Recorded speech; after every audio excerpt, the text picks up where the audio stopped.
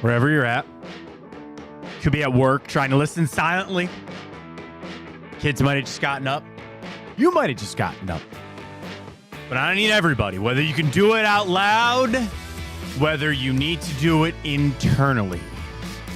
We're going to do it all together right now. 3, 2, 1.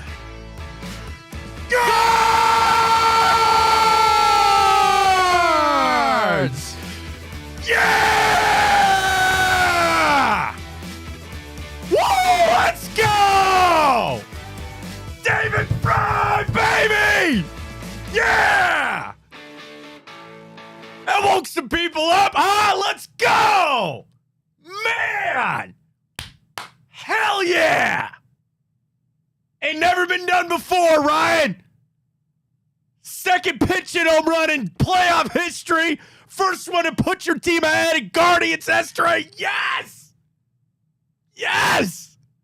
Dude. Woo! Man! Believe. That's all I asked yesterday. And we didn't have a show yesterday. I woke up like everybody else. Man, this sucks. Vogt doesn't know what the hell he's doing. Put it aside. Find a way. And they did that, man. We're back home tomorrow for Game 5. For the right to go face those Yankees. Yeah! Man, what a game that was last night. What a game it's going to be tomorrow. Plenty of guards to get you filled up for the next couple hours. We got Jensen Lewis coming up at 10. Can't wait to talk to him. It was rocking at the truck park. It's going to be rocking tomorrow for our pregame Lipton Hard Iced Tea. We're going to be there, 8 o'clock game starting at 6 tomorrow over at Lakewood Truck Park. That's the play. It's going to be electric, man. It's going to be so great. So much guards to get to here on the show. We'll sprinkle in the Browns. Can we have a magic weekend, man? You got guards, Ohio State tomorrow. You got Browns on Sunday. We got it all lined up for us. Plenty of baseball coming up as we got a chance to head to the ALCS. It's all on your side. Who's pitching? What do we see out of that game? We'll talk about all of it. We got our plays to get to. We'll get to the Friday report card. We got our giveaway. Do not forget, go to @Matt Show. You want to win a Guardians playoff t-shirt, go retweet, follow us there. We're going to pick our winner at the end of today's show. Time Hop, morning update. We got it all on a beautiful Victory Friday right here on Big Play. Welcome to the show, everybody. I am Matt Fontana. He is Ryan Tyler. I don't think my heart rate has come down from that game last night. Guardians get the win. 5-4, safety squeeze. You're close to okay. All right, didn't need that, but we're here. And it's a resilient game from the guards to get it done. It's not going to be easy, man. No part of this is going to be easy. No part of tomorrow is going to be easy. It's the scrap. It's the fight. It's finding the ways to score runs and just persevere. And obviously, obviously, you got Tarek Skubal. I keep calling him Tariq Skubal. I guess it's Tarek. Tarek Skubal. Screw you, Skubal. Whatever. He's pitching tomorrow. You're going to have to get to him at some point. Who do you throw? A lot. But at this point, let's capture this energy. You saw those guys jump off that bench yesterday when Fry connected, and I had the feeling. I sent the tweet. I sent the Nostradamus tweet there. Yeah, you did. I did. I was feeling. I was like, man, this is just like the Roger Dorn in Major League. All right. We just need a single. Here comes Serrano. Bam. Bing, bang, boom. Done. Smoked it. And I said that about Brisky, too. That guy has stuffed it to us a couple of games. Hey, man, he's due. You sit on that fastball, and you just crank it. The legend of David Fry. The legend. Because I think that was one thing that, as the Guardians had that flip in the second half and all that, you lost the Fry magic. You did. You lost it a little bit. And boy, did he show up. There's still a lot of questions around this team, okay? Because we're not going to be negative today. Today's a fantastic day, but we need to look at some of these things, all right? Yesterday, even with Stephen Vogt, because I love Tom Withers, and Tom sent out a tweet saying, everybody questioning Vogt's moves now. Yeah, I still am. Yeah. And there are things that Stephen Vogt has had to learn. Did I like the pinch hitting in the second inning on Wednesday? No. Yesterday, leaving Bybee in there for one extra one. All right, he's learning. He's finding his way. And you are still able to overcome that kind of stuff. And I think as well, tomorrow, what he has learned through this short series to understand the importance of some of these moves. The thing I didn't like Wednesday was I don't think that set a good tone. And baseball, when it comes to these playoffs, I think it's around the league, because I even see this with the Tigers a little bit. Everybody's a little drunk on the let's get to the bullpen early, right? They're all drunk a little on the Terry Francona. Let's get to it early. Let's have guys get multiple inning saves, all that. And you see the game being played. And I do think Stephen Vogt kind of got caught up in that a little bit. Now, yesterday, nobody's going to complain about him pinch hitting David Fry. It worked out. The righty, lefty, whatever you were trying to do, the game, the chess match that is being had right now. And I think he's got to overcome some of that. Again, I understand there's going to have to be moves. I think, frankly, how he used the bullpen was fine. You went to Cade Smith when you needed to. Hunter Gaddis to come back out after giving up those runs and having a real big boy inning there. You needed that. You have found a way to persevere. But it all comes back to what? Scoring some runs. And the Guardians, they had Reese Olson yesterday. You saw confidence stepping up to that plate. There were some at-bats, specifically from Quan, I'll give you Jose Ramirez, and Lane Thomas. If you ever played baseball, when you're just locked. And it's just all about they see the pitches. They're seeing it. They're seeing it so well. I need Naylor to step up a little bit. Andres Jimenez is just lost right now, but okay, we'll find that up. Dude, freaking Brian Rocchio. Yeah, he's having a hell of a series. He has a hell of a series. He's seeing the ball. Him and Quan are seeing the ball better than anybody right now. Right. They're seeing it. And that, again, gets some guys on base. You saw the aggressiveness is starting to steal a little bit. And now what? We know it's all pushing up against the Tigers for tomorrow. And I'm going to say the same thing I said about Tariq Skubal for the other game. Can he do it again? I hope not. Because you're going to get him tomorrow. Can I play something real quick to get You can play whatever you want, buddy. Courtesy of McNeil. He squares to bunt, safety bunt. Coming home with it, backhanded flip. The tag on Rocchio. Not in time. He's in with a head-first slide. They pulled off a safety squeeze. And a beauty of a bunt by David Fry. Taylor bunts. Clue Haywood's yelling at the umpire. Do you want my favorite little Major League factoid on a Friday? So Wesley Snipes, who played Willie Mays Hayes. Right. He was a martial artist. He's like a Taekwondo guy or whatever. What was Mays Hayes' thing? He's supposed to be really fast, right? So they cast Wesley Snipes. They said he's one of the slowest human beings they've ever seen. Not Blade. To a point. Not Blade. To a point, they couldn't even make him look fast. So you will notice that every time he runs, it's in slow motion. Remember when he runs to make the team? Slow motion. Him coming home on the bunt by Jake Taylor, it's slow motion. Because they go, we can't even make him look fast. So we have to put every time he would steal, he was in slow motion. Even the one when he stole second to get in the position. They're like throwing. They're like, come on, Willie. And he's sliding. It's all slow motion because Wesley Snipes was so slow they couldn't make him look fast. All right, Matt, one more thing. I got to listen to it. I got to listen to it. The 2-2 delivery. Swung on. Hit a ton. Deep left. Green. Back. Track. Wall. Goal. Bro, he pimped that. David Fry. Done and done. Off the bench. David Fry. A 2-strike. 2-out. 2-run home run. Comerica Park just diminished. Oh, you felt and it. Cleveland's back on top for the third time tonight. 4-3. Wait, this line. And what a welcoming crew outside the first base dugout. Guardians coming out to mob David Fry. And Comerica Park as silent as St. John's Cathedral on a Sunday morning in downtown Cleveland. Let me do it, man. Let's go. Woo! We're back at home tomorrow. You get the benefit of batting second and all that. The crowd is going to be electric. Let's talk pitching. What do you do tomorrow? Boyd. You want to get crazy? You want to get nuts? Start Gavin Williams. You start Gavin One Williams. inning? 2 at max. Huh?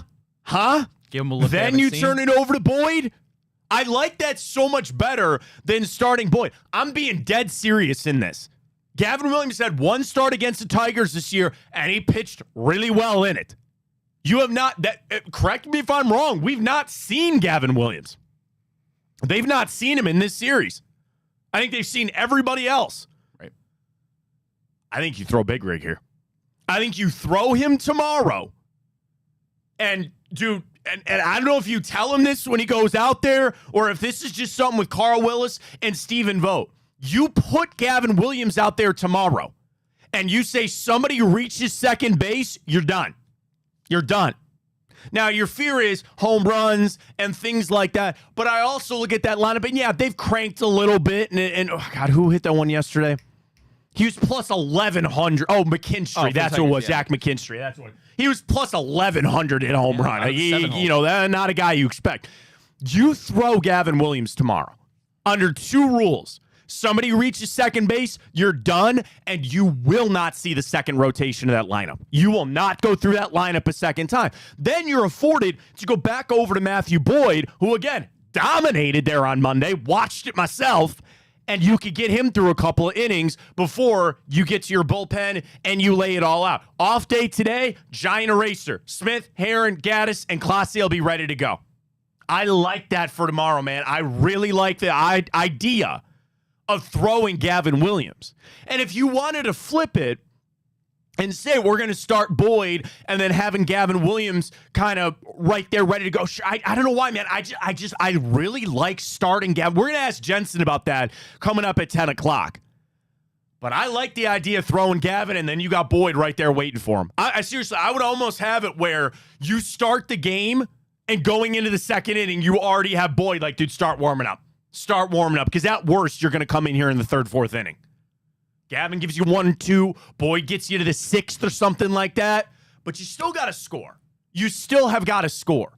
And I think for even the Fry home run, which was massive, the Guardians were able to manufacture some runs as well. And there were hits, and I know Comerica is much bigger than Progressive Field. It's huge, man. But, dude, it's so big. It is so big. A lot of outfield out there. And you saw some gappers. You saw some guys with just those nice, easy, back up the middle swings. And Stephen Vogt spoke so much about that this season, where he was talking about Josh Naylor and Jose Ramirez, and he goes, these guys are not home run hitters. They're good hitters that happen to hit home runs. They're not up there swinging for the fences. They're swinging for doubles, and sometimes they get a hold of one. Jose, twice was close to doing it. Josh Naylor bomb tomorrow would be so nice. Yeah. Josh Naylor would be so nice, man. Not too many negatives right now for the guards, other than Josh Naylor, unfortunately, decides to swing at every first pitch, and then Andres Jimenez needs to step up, and then Andres Jimenez, dude, he needs this day off. I don't know what he needs to do, sleep in late, get to the cages. Andres Jimenez up here. And the thing is, here's the conversation that I'm sure Vogt's going to have with him. Going, we need you. We need you. You know, your glove, second to none. But we're just going to just take the pressure off you. You're going to bat 7th in this lineup. It's okay. But Jimenez at the plate is lost right now. It's not good. And I'm not talking about you cannot take him out of the lineup. You have got to have him out there defensively. But, you know, him, if you want to look at John Ken's, how that's kind of fallen off a little bit. Okay, sure, fine. It's going to come down to 5 guys. It's going to come down to five position players. You know the 5. Quan, Lane Thomas, Jose Ramirez. I'm going to give you Josh Naylor because you're going to need him. And then give me, baby. What's that? Rocchio, baby. I was going to say Rocchio or Andres Jimenez. You're going to need one of those guys. You're not getting anything from Bo Naylor right now, which is fine. I think you start Austin Hedges in a game like this where it might come down to defense, calling that game. If it's an automatic out regardless. Hedges, exactly. Go with Hedges tomorrow at your catcher spot. Everything else is pretty locked. but it's going to come back to some decisions in the game too. And again, today's a day of positivity. I'm not being negative about it. I think Stephen Vogt has learned a lot through these couple of games, okay? And I'm still, like, again, I feel great. I'm not going to give him that pass for Wednesday. I'm just not, okay? You cannot do that stuff. Because I think when you pinch it for guys in the second inning, you set a bad tone for that game. Now, your comeback is what? Bro, you were facing... Nobody was able to hit, right? Nobody in that game really felt like they were going to get a piece of it. But all the changes of taking Brennan out, Manzardo, and all this other kind of stuff, I think he got a little caught up in it. Now, what he can do to better prepare himself for this game tomorrow is also going to be vitally important on how they're going to handle this. And it's going to be the same thing. You got to score first. I think getting on the board first to get the energy back in the stadium, to take a little pressure off of that is going to be massive. Now, again, you're facing Tariq Skubal on extra rest, right? Skubal pitched what, Monday? That's normal rest, I think. Or no, Friday would have been normal. So yeah, Friday would have been normal. So you got one extra day. And trust me, he's riding high. He's gone through this playoffs being unhittable. I don't know if he can do it again. I hope not. You know, they didn't see him all that much in the regular season. Then you get a game against him. Does that help you with your game plan? Does that help you with your approach to get ready for tomorrow? It has to. Now, the thing is, he's filthy. He is nasty out there right now. So, again, you have the better lineup. I think even when you, again, it is the craziest thing. Like, I'll take a shot at Matt Verlaine. I will take a shot at Riley Green, everybody. We have what should be the better lineup. You're going to have to score. And I'm going to like it for a little anti-nerfy tomorrow. I think Guardians score in the first inning. I think Guardians are able to score in that first inning. Get Quan on, steal a base, something like that, and we'll be ready to go. Yesterday, the bullpen usage, though, was something that you got to give credit for Vogt of throwing Hunter Gaddis back out there, okay? And it wasn't like Gaddis got shelled, per se. You know, he gave up the run, but to say, this is basically the bed that we have made, and you're going to ask him to go back out there and throw a pretty big inning. Or no, it was Cade Smith that gave it up. Well, it was earned. Hunter gave it up, but it was credited to it was Cade because he came the runner on. That's right. That's what that was. So to have Hunter Gaddis come back out there, you only had Heron have to throw 7 pitches. Yeah. You know, all these guys would be ready to go. But 26 pitches for Cade Smith. You had 32 for Gaddis. Those might be the two that you're looking at. But again, Class A should be ready to go. He only threw 16 pitches yesterday and got out of there with that save. Inning and 2/3. Save, baby. You know. And the thing is, people were also really critical about this on Wednesday and even a little bit yesterday. The approach at the plate for the Guardians, right? Are you working counts? Are you getting these pitch counts up? And that might be the thing you have got to do for Tariq Skubal. He's going to plaster that strike zone. Work it. Get his pitch count up. Get A.J. Hinch thinking about going to that bullpen early. See, but I say that, and you want to know what A.J. Hinch just knows? We're going to ride Tariq Skubal through the 6th inning no matter what. Yep. Got to work that count. You're going to have to work that count. Get that through Josh Naylor's head. Let's go. He's swinging at first, like you say, swinging at a lot of first pitches. And I think that's a lot of tension that's built up with this team, and they're up there, they're sawing those bats, and they're ready to go. But now you feel like you're in a good spot. And you man, feel like you just the weight off the shoulder. Now, the weight's coming right back on. You're in a do-or-die Game 5. You're at home, and you're facing the Cy Young winner for the league this year. Yeah. Pressure is back on. But it's just those little things. Sometimes, you know, in basketball, we talk about with betting, right? You just need one to go through. You just need to see one go through. And some of those guys yesterday to just see a little bit go through. Rocchio, have a couple go through. 3 for 5 for Stephen Kwan. And dude, that 2-out single that led to that David Fry home run. I mean, Stephen Kwan talked about it post game. He's so good at just staying within himself, right? That single, he knew. He talked about it. You have to trust your teammate behind you. All I have to do is get on base. Yep. I'm the game winning run, and you let David Fry do the rest, and that's exactly how it played out. You talk about passing it off. That's something you saw us talking baseball. Right? Pass it on to the next guy. Just get up there, get on base, turn it over to the next guy. Everybody foul that, and you're good to go. Every guy that took to the plate for the Guardians had a hit yesterday, except for Andres Jimenez and the catching position. You went Naylor, John Kenzie, Hedges got one at bat. That's a winning recipe. When 7 out of your 9 guys are getting hits, and a lot of times it was back-to-back hits. Yeah. I didn't do that math or remember, but I feel like we had like 4 or 5 times we had back-to-back hits. Now, we didn't always capitalize on those, but when you get guys to second base, you start turning those wheels for the pitcher and for A.J. Hinch. Those are the scary things, is when you get guys to second base and you put a little bit on. Then there were even some remarkable defensive plays. Yes. When Colt Keith stole that one. Man, did Andres need that to go through. He needed that one bad. That's a hit like 8 out of 10 times, man. And that was a hell of a defensive play there. Yeah. But feeling good, just putting the ball in play. I was thinking about this too, about that game. You know, in the excitement of that game. And have we not been so blessed with some of these type of games over the run of the Guardians playoffs, the last decade plus? You know, you talk about that Blue Jay series in 2016. You talk about the World Series, Oscar Gonzalez going yard. That kind of stuff is just the magic. And listen, I think we're going to win tomorrow. I'm going to be rooting as hard as anybody for it to get done. But it is undeniable how much fun this is and how much we have to thank the Guardians for this magic run. It ain't over. It's far from over. And we're winning tomorrow. I know that.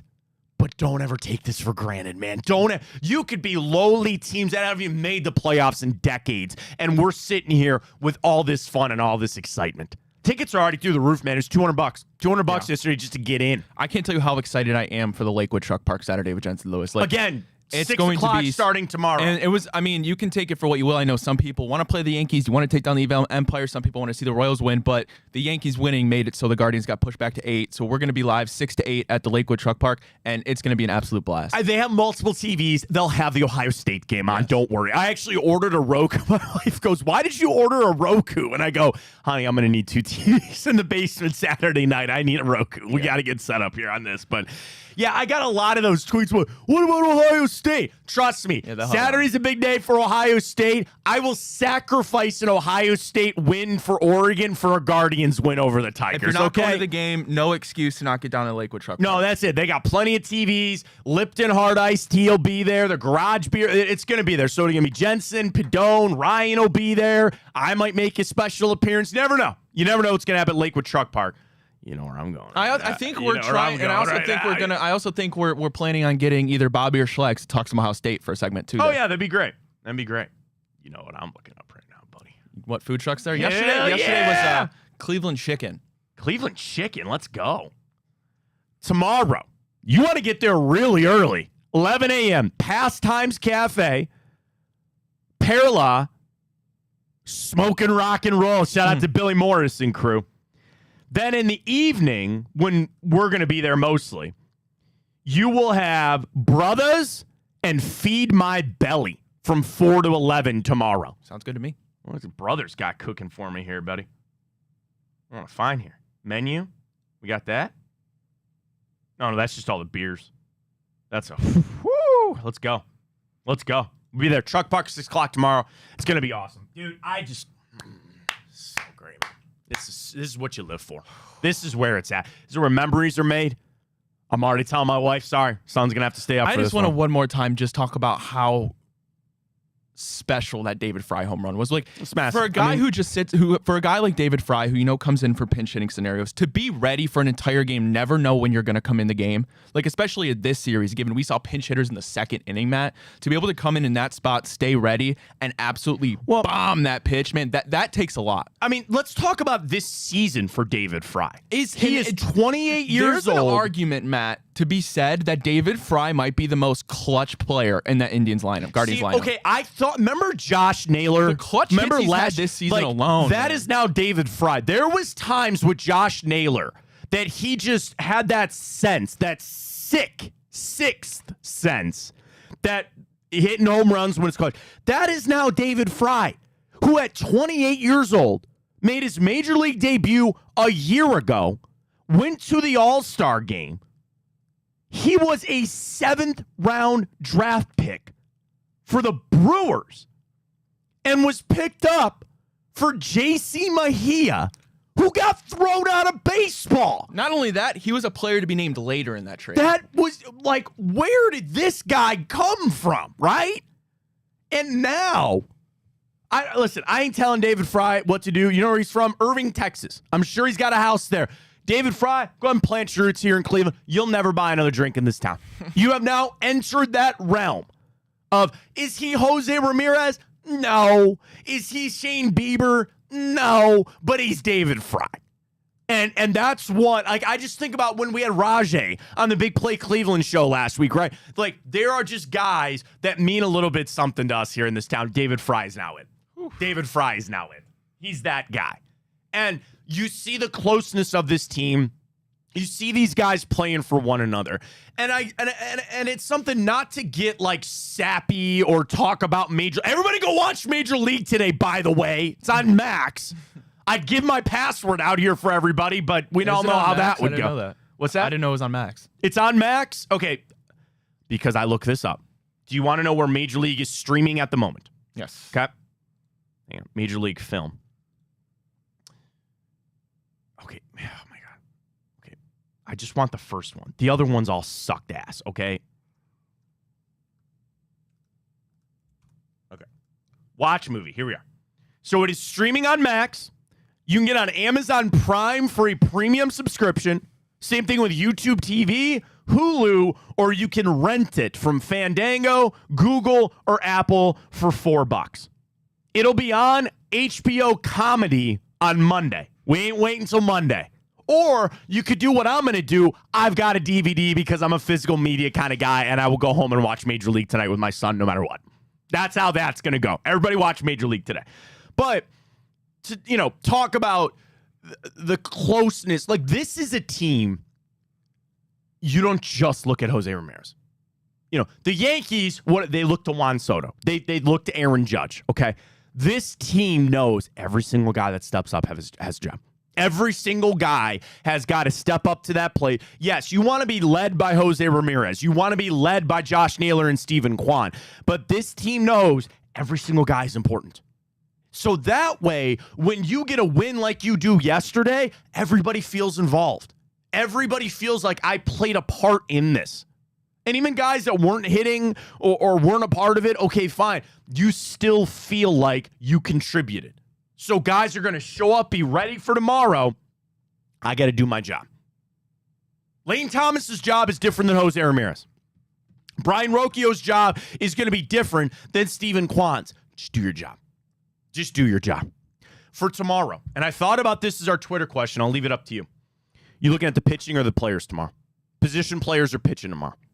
Because I'm all on this. Who's starting me? Who's starting right now?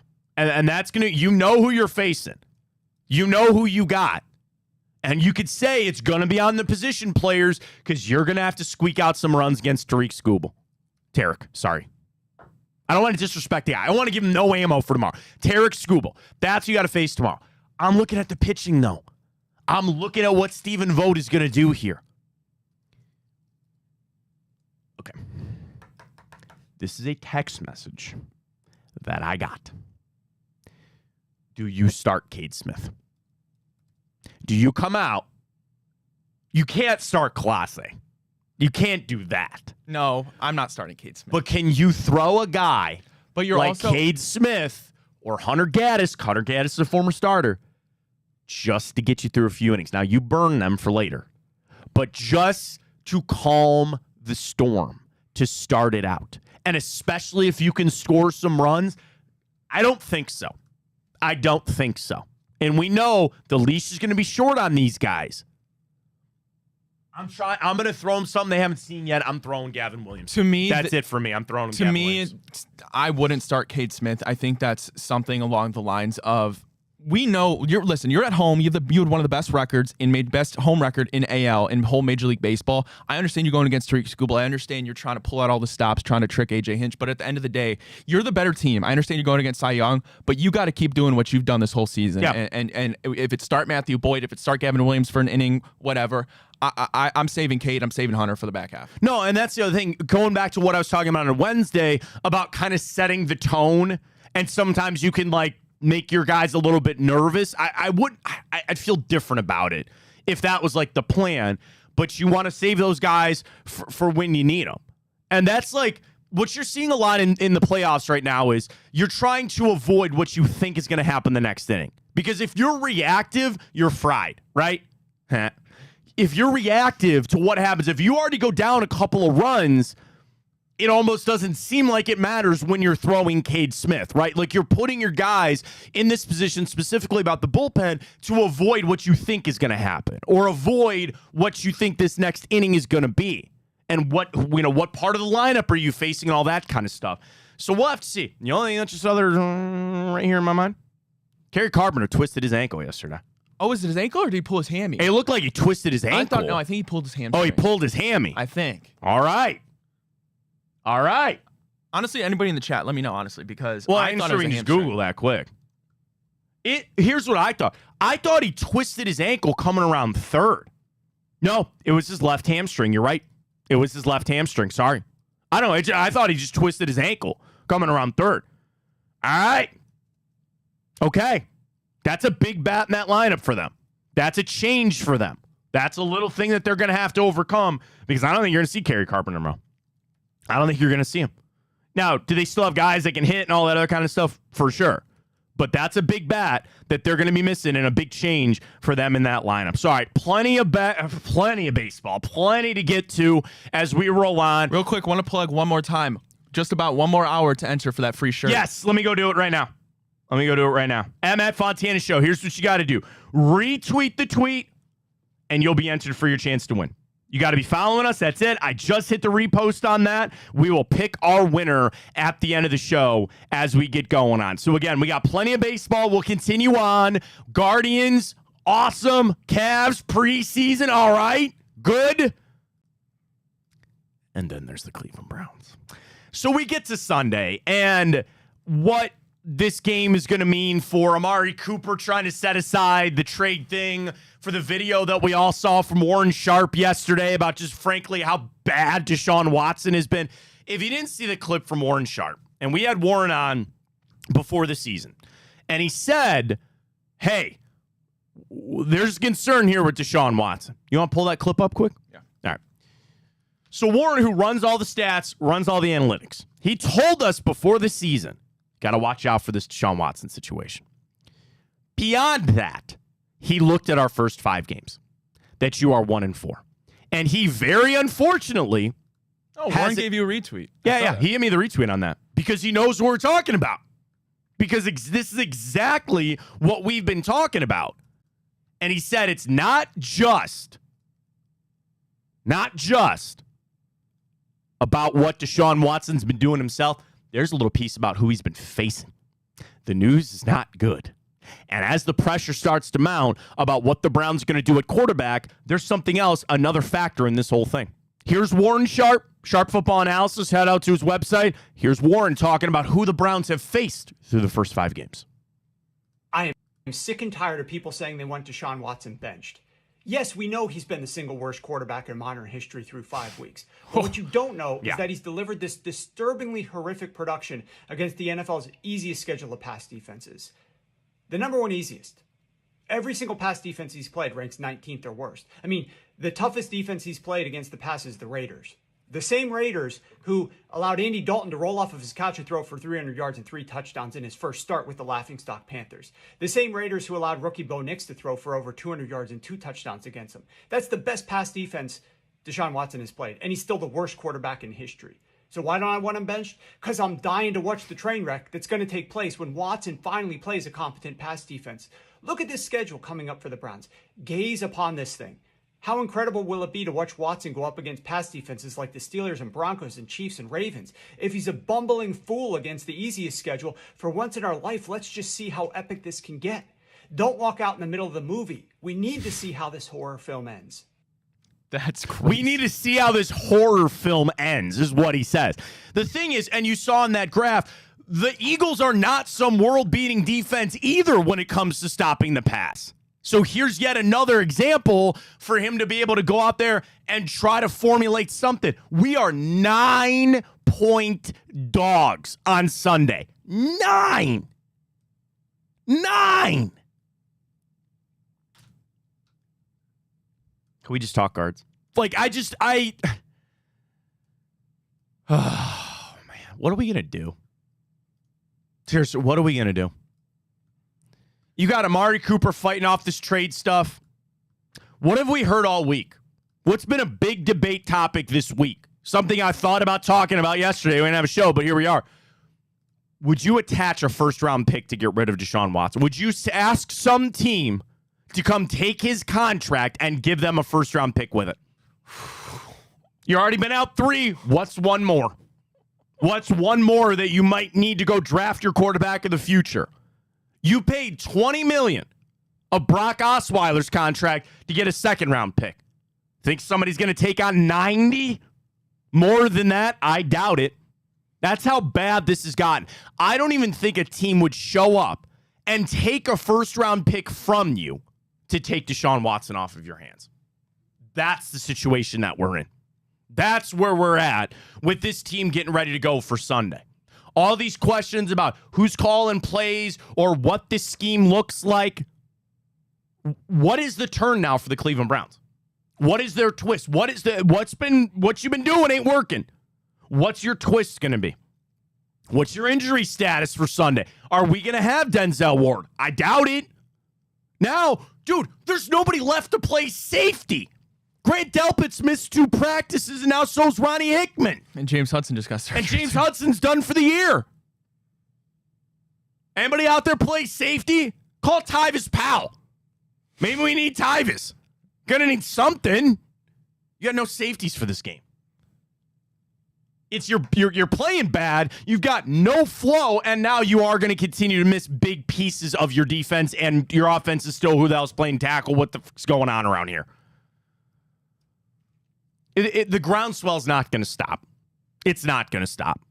And there's only one thing for the Cleveland Browns to do, and that is to try to get Deshaun Watson to play competent football. You saw it on Warren's grid. You got 2 games up against subpar passing defenses before you got to run the gauntlet.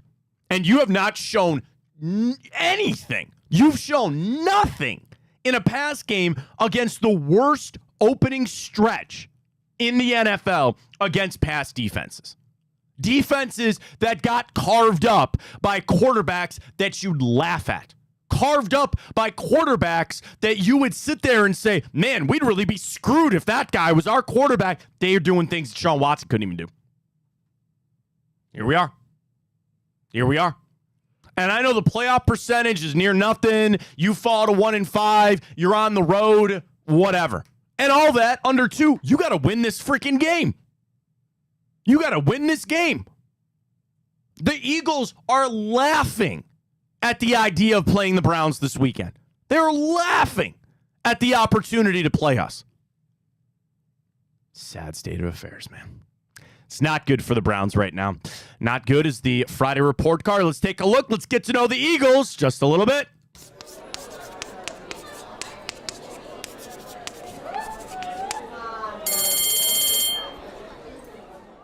All right, here we come on in with the 2-2 Philadelphia Eagles. Fresh off of their bye, had some guys, A.J. Brown, Devontae Smith battling some injuries. They should be ready to go. Coming in at 2-2, they started the season with a nice 5-point win over the Packers, a close loss to the Falcons, a scrappy 15-12 win over the Saints, and then frankly got smoked by the Buccaneers that was 2 weeks ago before they hit their bye. So the one thing, okay, they scored 34 in their opener. Then just 21, then just 15, then just 16. So you talk a lot about the Browns and this streak that they're on about, oh, they haven't scored 20 points, they haven't done any of this other stuff. Well, it's not like that Eagles offense, even with all the players that they got, they're not some Patrick Mahomes type of offense either. There's something to be said about that. Defensively, we're going to talk a lot about the secondary in this defense, talking about the Eagles. We'll get to that in just a second. But we start with the quarterbacks. Jalen Hurts taking on Deshaun Watson. Here's something I picked up this morning from Dogs by Nature. So they always do their, NFL, their preview, talking about what the Eagles got. And I got it this morning from Chris Picorni wrote this. And coming out of Philly, Jalen Hurts cannot stop turning the football over. He has 27 giveaways in his last 22 games played. And in this season, he is leading the NFL in turnover-worthy rate, as defined by Pro Football Focus. The defense has been excellent in 4 tries. The talent seems to be, or the talent issue, though, is on that side of the ball, right? Offensively, it shouldn't be a talent thing. I know, again, Devontae Smith's been banged up, A.J. Brown, Dallas Goedert. They get Lane Johnson back, which is really going to be big. Saquon Barkley is still a beast. But it kind of comes back to the engine driving the whole thing here. It's Jalen Hurts. You should be able to get takeaways from him. You're going to have an opportunity for at least a couple of interceptions. The problem is, I've got no faith that Denzel Ward's going to play in this game, and he seems to be the only guy in the defense that gets his hands on the freaking ball. And another thing, too, Jalen Hurts might only have to throw the ball 20 times between Saquon Barkley, who's likely to have a day. Also, you saw what Jaden Daniels was able to do to this defense. Well, Jalen Hurts been doing that to defenses for 4 years now. The Eagles, talking about the 9-point spread that it is, they have not beaten an opponent in almost a calendar year by 9 points. They go back to October 22nd of last year as the last time that they would have covered a spread of 8.5 or greater. And they're also just 3-8 in their last 11 games. You know the collapse they had last year? It's kind of bled over here. The drama with Nick Sirianni. But we're just talking about the quarterbacks right now.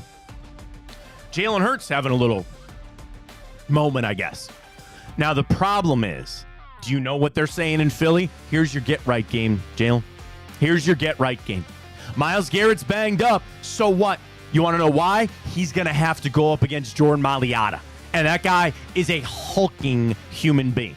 That might be problems there for Myles. Now, Myles has been good about getting underneath those tall 6'8" type of tackles and getting low on the bend and getting there. But then you look at that secondary and you say, we should have a lot of advantages here. So I'm going to look at Jalen Hurts, but one of my plays for this weekend, I think he's going to throw a pick. I think he's going to have an interception at some point. Again, his last 22 games, he's had 27 giveaways. I think the Browns will get one Sunday. Yeah, I would agree with you as well. I mean, Jalen Hurts has been not like ever since that 2022 season where he nearly would have won MVP if he didn't get injured. I mean, he's been on a steady decline, but I wonder, how much of it is him, how much of it is the coaching staff. They just seem to be dysfunctional there. I mean, you talk about those articles with Jalen Hurts and Nick Sirianni, how they're not getting along, and I think this is certainly Nick Sirianni's last year in Philly if they don't at least make the NFC Championship. And the talent's there, like you said. They're one of the most talented teams on paper, but it's going to be an uphill battle for the Browns. They're not playing their best football. I'm talking about the Eagles, but the Browns are playing their worst football. Absolutely. Talking about that talent, let's take a look at the rest of the team on the Friday report card. We start with head coach, the only one for the Browns. And it's got to be because Nick Sirianni's on the hot seat. He's a joke. And now that Saleh is out, we didn't get a chance to talk about that yesterday. Saleh out. Now you look at like Doug Peterson, but Nick Sirianni is close to that list. Yep. And I do think in the NFL, once one coach is fired, that gets other teams starting to think about it too. And they're just like, all right, the lid is off this now. It's in the idea there of Howie Roseman and crew there with Philly. They're thinking about it. Nick Sirianni, I just think he's a I don't cover him. I have no idea. But just the reading, it sounds like he has a really brash personality. No, he does. Then he got put in his place, and he takes a step back, and that's almost like worse. You almost want your coach just to be your coach. If he's a brash a-hole, then let him be a brash a-hole. The issue is Jalen Hurts doesn't like him, and they're always going to be at the side of their franchise quarterback. There's a disconnect there. Say what you want about Kevin Stefanski or whatever. I think he has good connections with his players. Now, he's not getting Deshaun Watson to play all that well, but I don't see a disconnect like you do with this team right here. And for the Eagles, again, seeing how Sunday will go, maybe a big win there, but they're just going to be on this tightrope for the rest of the year. That's playing tight. That's playing hard. And I don't know if I would like the situation Nick Sirianni is in, so we'll clearly give the edge here to Kevin Stefanski. Yeah, I mean, you can say all you want about Kevin Stefanski. Me, I know on this show, you still believe he's a great coach. The proof is in the pudding. We've seen it with him. And Nick Sirianni, I think for sure this will be his last season. They'll hand it over to, I assume, Vic Fangio, their defensive coordinator. Yeah, but no, I mean, in the interim, if they fired him tomorrow, you're probably going with Fangio. Yeah. And then you open the floodgates of Clint Kellen Kubiak, Ben Johnson, all the other hot names that you get to in the offseason. I don't think they'll hold anybody over. They'll just give him that job. Like Ulbricht's got that job now for the Jets, but they'll open that up after the season. They'll do the same thing as Antonio Pierce. Right. Hey, he was the interim. We're not going to remove that tag. He's in the pool of interviewees, but we want to talk to some other people too. Yep. You know the guy. Everybody's going to be screaming for to go there. Vrabel. Yeah, well, that. Belichick. And Belichick. And that seemed like a good spot for one Bill Belichick. Yeah. That seems like a pretty good spot for him. You know what? Doesn't it? I'm going Ben Johnson. With all that offensive talent. talent? I would too. He's gonna, he's gonna get a job. He's there. And you're talking about both the Lions in a way are funny. They're the new Eagles. When Steichen and Gannon got poached, that's gonna be the Lions. Aaron Glenn's gonna get a job, and so is Ben Johnson. That's the other thing, man. You look at the Eagles, right there. They lost Steichen again. There's nothing you can do about that. And they've really had nothing since. So that question sings about Nick Sirianni. You know what I'm saying? Like, you sit there and you go, was it them or was it you? Whatever. But that's where we're at from the coaching staff. This one ain't even close, buddy. You got A.J. Brown. You've got Devontae Smith. You have Jahan Dotson. You have Dallas Goedert. This is so... which is crazy because we'll get to the one that's even bigger next. The gap on these wide receivers and tight ends to what we have right now, massive. Yeah, I mean, it's Absolutely not massive. even close. It's not A.J. even Brown's close. been a top 6 Not even receiver close. ever. Quite frankly, since it's like second year in the league, Devontae Smith is very good, and you saw them both rewarded with contracts this offseason. Acquired Jahan Dotson. I mean, it's. I have no other words than to say. A plethora of riches. It's not even. Plethora of riches. Not even close. Not even close. To the offensive line, we go. Oh, I'm sorry, we skipped the one that's not even to say. I mean, what are we going to say? What are we going to say? What are we going to do here, Saquon man? Barkley right now is Come the on. favorite to win Offensive Player of the Year. He's been an absolute animal, and quite frankly, he's carried the Eagles to their 2 wins. And if he caught that one pass, it would have been their 3rd win. I'll give you that opener. one. What? Carried them. I'll give it to you. That's all right. Didn't even mean it like That's that. all right. Okay, he's a running back. It is what it is. It's one of those moves that we obviously have a sample size of it now, but even when it was made, everybody goes, that should be illegal, man. That's like McCaffrey going to the 49ers. That should be illegal. You shouldn't be able to do that.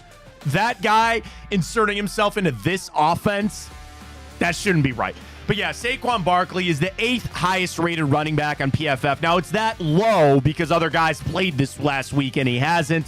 He's been a beast, not only running the football, but as we knew when he would get there, he's been great out of the backfield as well. Obviously not as good, on the running side of it, but they're moving him around. They get him out there a little bit. You get the ball in his hands and you know that he could take. Like, seriously, you say that about Smith. You say that about A.J. Brown. Goddard, who's slashed these defenses for 30 and 40-yard plays all of a sudden. And then you add Saquon Barkley. They got 4 guys. I feel like almost anytime they touch the football, they could take it to the house. Maybe not Goddard so much, but they got big play guys. They have some big plays over there to be had. So this one's not even you're going to get on me for saying What? carry when you just said they got some big play guys. I'm not even talking about us at big play, Okay. Ryan. We have some big play people here, too. Okay. All right? But, yeah, they absolutely do. This is the best offensive line in football. Best offensive line in football. I assume Lane Johnson will be back from the concussion. Yeah, he's Not good to even go. Close. You know the number 3 and 4 rated tackles on Pro Football Focus? Jordan Mailata, Lane Johnson. Oh, did I say Lane Thomas? I think you did, but that's okay. Got the guards on the mind. That's as you should. Landon Dickerson's great. The dude I was listening on the radio for the first few innings. The dude, I don't know his name, kept saying Lance Thomas. I'm like, stop. What, like the national broadcast? No, ESPN radio. Oh, yeah, that's what I mean. Yeah, the national one. Not Ham. Not No, Ham and no, Rosie. no, No, the national one. Let's just start. Interior-wise, Mekhi Becton, who's all of a sudden had like a real career resurgence there for the Eagles because they can hide him. He's their worst offensive lineman. He's still a top 20 guard in the NFL right now. Cam Jurgens is their center. He's pretty good. We used to have this accolade, without a doubt, the Eagles boast the best offensive line in football, which is also a little crazy when you talk about Jalen Hurts and all of his, worthy turnovers and things like that. This season, he has been sacked 13 times through 4 games. So that's telling you should be able to get to him at least 3 times. So as good as I sit there and say the offensive line is on paper, they've given up sacks. Now, a lot of those sometimes, too, are sacks where he's running and he's still behind the line and it gets credited as a sack. But still, defense has been able to get after him, but still, it's probably the best offensive line in football that we'll be facing. Is this the last game that Mike Hall misses? Is he eligible? He's allowed to play. Right, okay. He's allowed to play. If Stefanski activates him, which he said he wanted to see him in the week of practice, he's good. He can play. It was a 4-game suspension? It was 5. We played 5. So what happened This will be the 5th. No, we're 1-4. We've played 5 games. It was week 6 That's already, my bad. buddy. I put week 5 on here because I missed last week. Because I missed the show last week. Good. I forgot. Okay. We're week 6. You're right. So what happened, like Hall, was he missed 4 games on the exempt list. They came out with the suspension and said we're going to add 1 more game. That was last week. Mike Hall can play if the Browns choose to let him play. And Stefanski said this week he just needed to see what he had in practice. Right. So Mike Hall might be ready to go. We'll see. But you got other guys missing. You got other guys injured. We'll see how it goes. Defensively, here's the crazy thing about the Philly defense and the Browns defense. Statistically, we are very close. They give up 24 points per game. We give up 24.2. They're like 2 spots ahead of us in passing yards, or rushing yards, excuse me. They're only a couple of spots ahead of us in passing yards. The difference is when you look at some of the names, right? You're going to have to block Jalen Carter, who's just been an absolute game wrecker so far for the Eagles. You still have Bryce Huff. You still got to deal with Josh Sweat on the other side. Bryce Huff hasn't done anything Yeah, this that's season. true. He's been pretty bad. You're right. He's not been, but you're still somebody going to have to deal with. Then they've had some changes of what we have to watch for this secondary. So number 1, Darius Slay is their number 1 corner. And again, not having a great year, but he's still Darius Slay. CJ Gardner-Johnson's ass. He's bad. He's safety. He's their worst secondary player by far. Quinyon Mitchell, though, has been a really great find for them at the other cornerback spot out of Toledo. They've been really happy with him. What we're going to watch on Sunday, though, is Cooper DeJean, the corner out of Iowa, white boy, out of Iowa. He is going to take over that corner slot. Vontae Maddox lost that job. He was their starting nickel corner. Sounds like they're going to flip and get Cooper DeJean in there. He only has 4 snaps all year on defense, but it sounds like it's going to be him to watch for this game coming in. Then you talk about the safeties. Reed Blankenship, 2 interceptions. He is actually their highest graded defender as that free safety spot. You mentioned CJ Gardner-Johnson's not great. And their linebackers, they just had to cut Devin White because they can't even play. They're going with Zach Bond. They got Nakobe Dean. Not all that great. Their pressure's going to come from really interior with Jalen Carter, which, dude. Wouldn't that be nice to have an interior D lineman to do that? Well, the other thing, hey, Zach Zinter, good luck. Like, Jalen Carter just wrecks games. Absolutely wrecks games. And he's going to be going up against a rookie right guard who has been struggling so far. Then you talk about Milton Williams, another guy that you got to watch out for on that defensive line. Again, Browns defense, I think this would be different if we felt a little bit better about the Browns injury situation, right? Because right now, let me see if I make sure I can pull this up here real quick.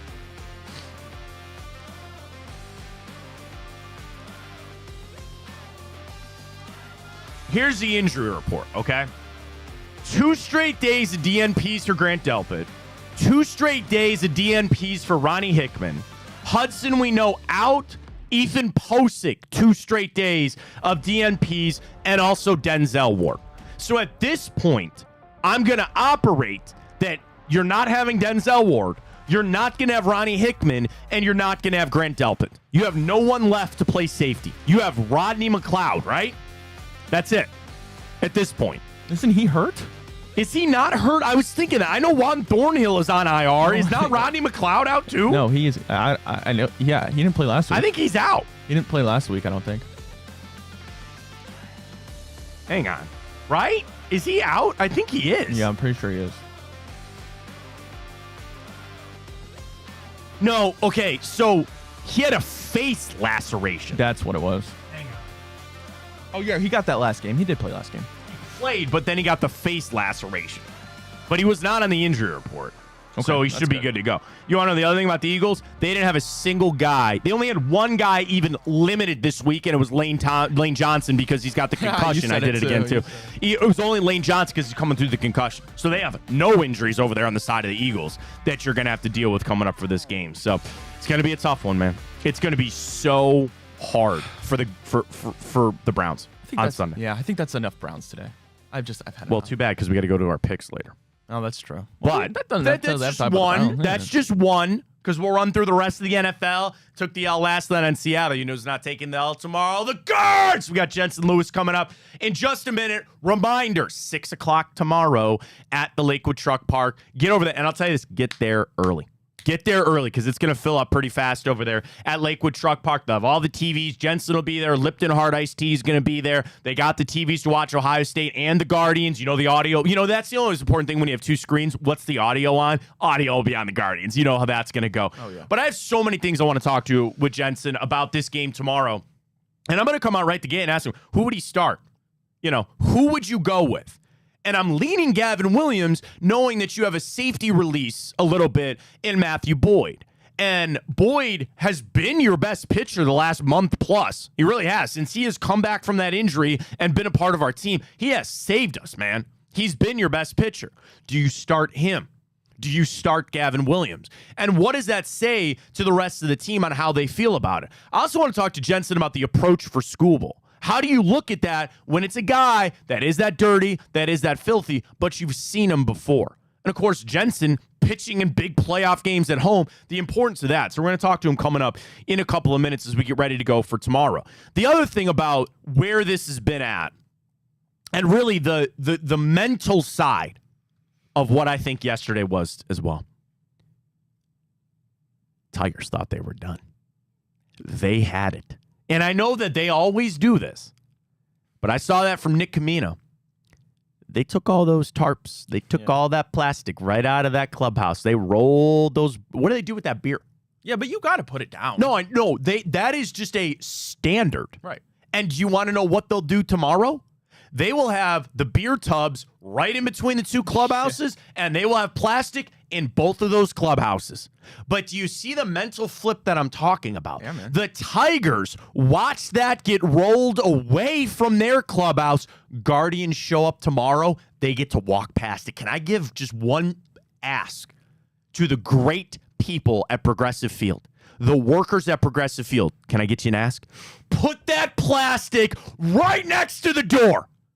Put it right next to the door. So every time, every player, when they show up tomorrow and they walk into that clubhouse, they walk past those rolls of Visqueen to know that's what we get to do after the game.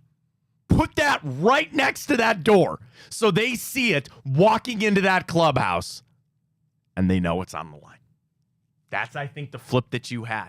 Dude, I'm with so that excited. game An yesterday. 8 o'clock first pitch, dude. That's just so I know a lot of awesome. people. I understand that there was a lot of people that wanted it to be a little bit earlier, so then that way they could watch Ohio State. Sorry about it. You got to watch both of them, and that's where we're at. Yeah, man. I'm just sorry because we obviously have not had a night game yet, right. so to have that. And to get the guys back in the that's weird. That's weird to play so many day games in a row when you play baseball and 80% of your games are at night. And when we're talking about Ohio State versus Oregon, You know, talk Buckeyes. We'll talk them later. it's Go Bucks. It's good that this game doesn't mean it's a huge game, and I We're don't mean still to take going it to away college from football it. playoff. It's not as crucial to getting into the playoffs as it would have been. No, and 100%.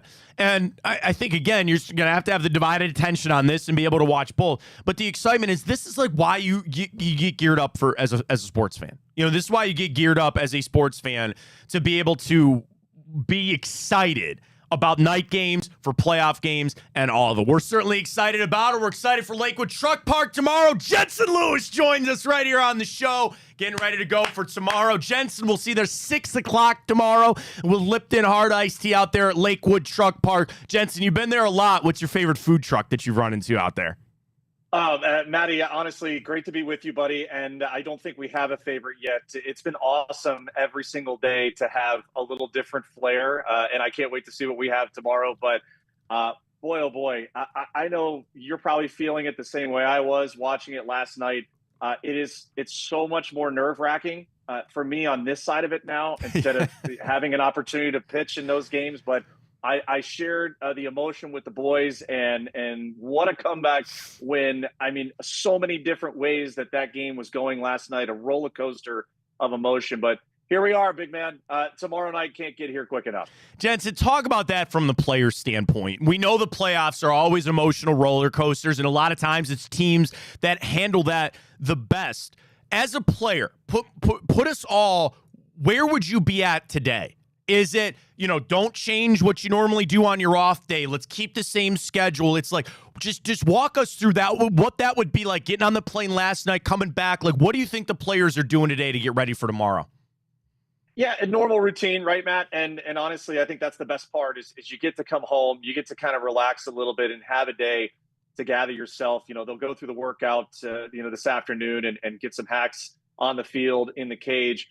Guys will throw some sides, just a little touch feel flat ground as far as the pitching staff goes. But yeah, really business as usual. And then, as you mentioned, finally a primetime game, and one in which I think it really shifts. We said it on our Big Play pregame show yesterday with Nick and Gab. I had said, the real difference for me is that, both offenses now don't have to contend with the shadows. And that was, I think, a major reason why Tarek Skubal had such an advantage. Now, credit where it's due. He was lights out. And once the shadows left, nothing really changed. But I think that's a difference in a winner-take-all game is now you have much more pressure as a starting pitcher to get off to a quick start. And offensively, I think there's some comfort, at least with where the hitters were. They had opportunities, Matt. I think that's what people are lost on is, hey, yeah, he was great. But there were a couple instances where that's a different stat line and a different feeling if you get a hit with runners in scoring position in those opportunities. So I think the hitters feel good about it. Again, you'd rather face someone else because he's going to be the Cy Young winner. But, hey, in a winner-take-all, the pressure maybe is a bit more now on Tarek Skubal to try and replicate what he did in Game 2. Certainly, I agree with that. Jensen Lewis, 6 o'clock tomorrow at Lakewood Truck Park. Check us out. We'll be there. I wanted to ask you about Skubal, though. You're right. He's filthy. He's so good. We get that. What's that to say, though, that they've seen him? Obviously, they didn't see him a lot in the regular season. He did what he did on Monday. They're going to go back to the tape of their opening round series and all that kind of stuff. Jensen, I keep saying, like, can he do it again? Can he do it again? Can he do it again? And every time he goes out there and does it. But now that there's so much built up, how much do you think that helps the Guardians lineup, if at all, that they've at least seen him now? Yeah, and that, I go back, Matt, to the familiarity part of it.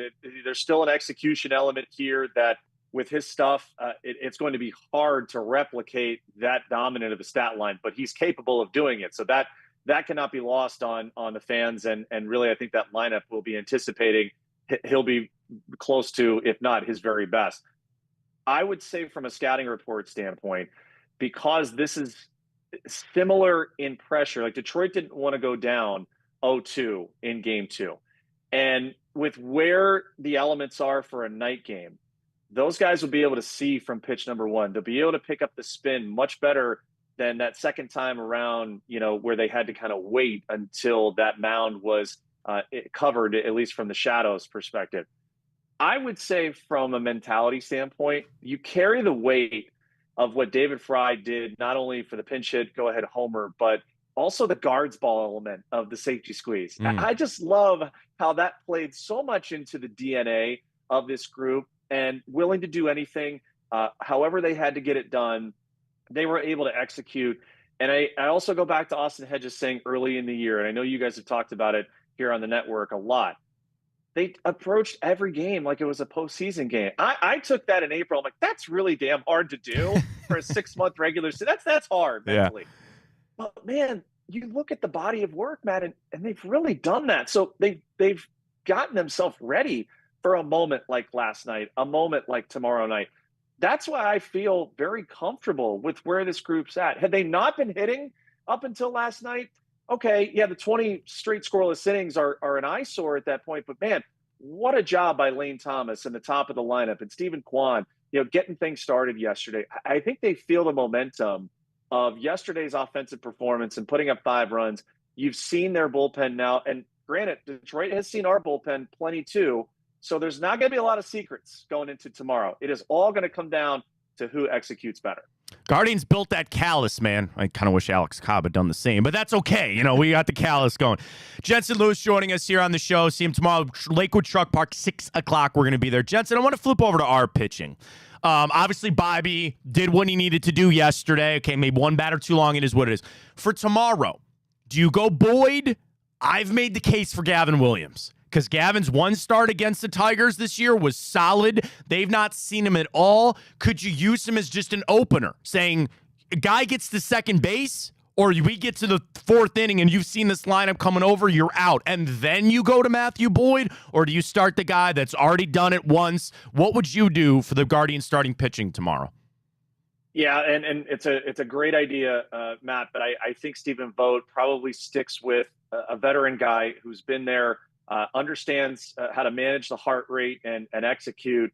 And as far as how the stuff plays, Boyd's probably the soft tosser of the rotation. And that may be good, because then you can bring in the freight trains of Cade Smith and Hunter Gaddis, who are probably ticketed for multiple innings of work again, just like they were in Game 4. So that won't shock me. You may see maybe a Tim Herron or an Eric Sabrowski situationally, if it lends to that from a left on left. Something to also keep in mind here, Matt. Remember, Kerry Carpenter left with the strained hamstring yesterday. That could be a massive blow if he's not able to go. Now, I think he'll do everything possible to at least be available as a pinch hitter if A.J. Hinch doesn't have him already in the starting lineup. And you would anticipate, if it is Boyd, Carpenter will not be in the starting lineup because of how A.J. Hinch has done a right-handed heavy construction from the get-go. Now, that's where the chess game really begins for both managers. It goes back to Stephen Vogt. How quickly do you get Matthew Boyd out of there?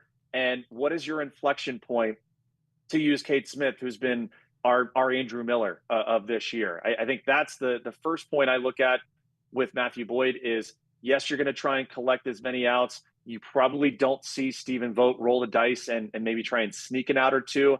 I think he'd rather go with, I am not giving the Tigers any hope, any air whatsoever to operate in a run-scoring situation. I think he'll have a quick hook. I wrote that down, so I want to ask you about Jensen. You're the perfect person to ask about this. Relievers in the playoffs, right? Where in the regular season, you guys show up pretty much every day knowing, like, hey, I could pitch, but again, I pitched 2 out of the last 3 days. Maybe I'm out. Playoffs, that's all out the window. What's that mentality shift like? And what is it for guys like Gaddis and Smith and Herron and Clase to have to, Jensen, is it weird for you to have to sit in the dugout knowing that you're going to go back out there for guys that usually I come in, I do my job, and then I'm done for the rest of the day? Just from a reliever standpoint, what are some of those guys going through knowing they need multiple innings and they're pitching on just a couple, every other day pretty much? It's the hardest thing to do as a reliever, Matt, and it gets amplified in the postseason because of all the emotion and the leverage and really the mental and physical toll. An inning is basically 2 innings. That's just how October innings are navigated and the pressure of each pitch. And it'll be at its peak, tomorrow night, because every pitch will matter. I think for these guys, and they've had instances throughout the year where they've had to come into a situation, get out of a big spot, sit down, and then get back up and do it again. So there relatively has been a good amount of times where they've had to do it already, which is great, because you want to know from a heart rate standpoint from, hey, do I need to get up and walk around the dugout with 2 outs just to get the blood flowing again? It's different now in our pitch clock era too, Matt, because it used to be, hey, you get 8 throws and that's it. You can get right out there and start firing pellets if you need, a few extras to get loose again. So I think you've seen where, particularly with Cade, obviously with Hunter, and Hunter can go back to his time as a starter. He's been sort of used to doing this, and he can rely on that experience. Cade can do most of that because he's already had to do it in a short sample here in this division series. I think what you've got is basically whoever gets the lead first is going to go right to their big guns. And for Detroit, it's probably a little bit lengthier of a leash for Scooble if he's on, because I don't think AJ Hinch wants to have to use Brisky and Vest for multiple innings if he doesn't have to. It may come to that, which is why I was shocked yesterday when Jackson Jobe came out for the ninth inning. I'm like, you got a young kid in there in a real, intriguing spot. And you have Will Vest, who has been nearly untouchable this postseason up to that point. I thought that was maybe a misfire from AJ Hinch, and I don't think he makes the same mistake twice. Final thing, Jensen Lewis, always appreciate your time, man. So geared up for tomorrow. Give me the thing. What's the thing? Is it something about our lineup? What's the key, the thing that you're going to watch? You mentioned the shadows, which I just think is a fantastic point in this whole thing with Scooble. What's your one thing for tomorrow, Jensen? 2 words. Jose Ramirez. Your star has to be a star, and he was in Game 4 with the go-ahead home run at that point. I was just on with Jim Bowden on MLB Network Radio, and he said, what would the scene look like? Bottom of the ninth, tie game, Tom Hamilton on the call, and it's Jose walking it off. Build the damn statue now, Matt, because that's the vibe. That would be great. Now, I don't have any hair left to lose, and we'd all just be stressed out if it got to that point, and we're still tied going to the 9th inning. But I think the 2 keys are get off to a quick start, really force Tarek Skubal into some pressure that first time around the order, get the early lead, turn it over for our vaunted bullpen, and I think Jose Ramirez has to have a signature day on Saturday night to get us into the ALCS. Pretty sure cardiologist appointments are going to spike next week in Cleveland. Ryan's got a quick question there for Jensen. Before we let you go, I got to give you credit, man, because for those who have been listening to our few ALDS pregames out at Lakewood Truck Park, they know this best. You have been absolute money on calling out which players are going to show up on specific days. You had Game 1 with Lane Thomas. You hit the head on the nail with Brian Rocchio. And I want to talk about Brian Rocchio for a minute. I'd argue that nobody's seen the ball better in this series than maybe Stephen Kwan, who is Stephen Kwan, right? Just talk a little bit about how big Brian Rocchio has been in this series and how has he just been able to flip this switch and being such a big part of this lineup? Yeah, and honestly, Ryan, when you think about Rocchio through the end of the season, he really took some big steps forward offensively. Plate discipline is always critical for success with young guys in their first couple of turns around the big leagues in the regular season. But I appreciate that he's not tried to do too much. He's tried to keep the line moving. You don't see him over swinging. Maybe a few instances early in the season where he was trying to do some damage. He stayed within his approach. He stayed within the process. And it's always a huge deal, guys, when you can turn the lineup over 1 extra time, if not 2 extra times, to get those extra ABs for your best 3 hitters. And I think for Roque, he's really been great under pressure. He has allowed himself to just let the talent speak and really come out. He'll be a huge part of their success if they go on to win tomorrow night. But I think the bottom of the line, and you can say that honestly, Ryan, for most postseason teams, your bottom of the lineup is going to be as critical as your middle. You've got to give them as many opportunities as possible to drive in runs, and Roque has been so good with that. I know our Lakewood Truck Park pregame's been bringing us the juice. It's bringing us the good luck. We're back at it tomorrow, 6 o'clock out there. Jensen will be there. Always appreciate your time, man. I know you're busy all over the place today. Bring us home another one tomorrow, all right? You got it. We'll see you there. Can't wait for a packed house, guys. Let's go get it. Go Guards. Let's get it. Jensen Lewis, let's go. Lipton Hard Iced Tea, Lakewood Truck Park, 6 o'clock tomorrow. It's just bringing the vibe, man. You know that's a good setup for everything. Dude, that's why Jensen is the best. I didn't even think about the shadows. Yeah, I, for he's once, been big on that. He's been didn't big on even that. think about it. And I was at the game on Monday, and I sat there and I watched the sun go down. I watched this like, come on. If anything, it's just an equalizer. It's like that's just one outside factor that we don't have to have. Then if you again want to tilt it towards we won game 4, you want to tilt it towards we're back at home, all that stuff, man, is just lining up for us. Let's go tomorrow night. And again, a lot of the other things, how Votes handled these things, how the relievers are going, a lot of the players that we're talking about. Listen, it's a game 5. It's an elimination game to continue on. There's going to be pressure. but I feel like the pressure is like a positive. You know, when you're like squeezing, you're like, man, I'm nervous and this sucks. I have an excitement about what I'm going to see from the Guardians tomorrow. Doesn't mean it's going to be easy. Doesn't mean that it's going to be, you know, every single guy is going to have to contribute all that. You're just going to need your big guns. And what did Jets say right there? Jose Ramirez. So that home run was massive. And I know that there were people kind of starting to look at some of those stats with Jose and say, like, man, he's not really been the postseason player that you'd hope him to be. Aces that home run yesterday. Maybe that just opened things up a little bit. Maybe that just opens it up a little bit on what they need to do. The comfortability of being at home, sleeping in their own beds last night and tonight, getting that workout in today. It's all going to be there. Man, how just massive would it be if tomorrow we can get something out of Josh Naylor? Even if it's not a home run. He's kind of the big one. Double, yeah. Just to get excited, get the crowd more involved, and get the rest of the team hype, man. His helmet or something like that. And I mean, when you talk about what an X factor is, Josh Naylor, when he's on, is the epitome of an X factor. Not only in terms of affecting a game, but affecting that clubhouse, affecting how loud the fans are. If we can get something out of Josh Naylor tomorrow, man, we got some good odds. You know, the other thing that's creeping in my head a little bit is how this series has gone, right? Where we blew him out. You felt like you got blown out against Tariq Skubal, but it wasn't quite that bad. That's just how freaking good he was. Then they, again, squeak out 3-0. Then we come back. Are we not due for just an ass whooping? We're talking about us giving it to them again.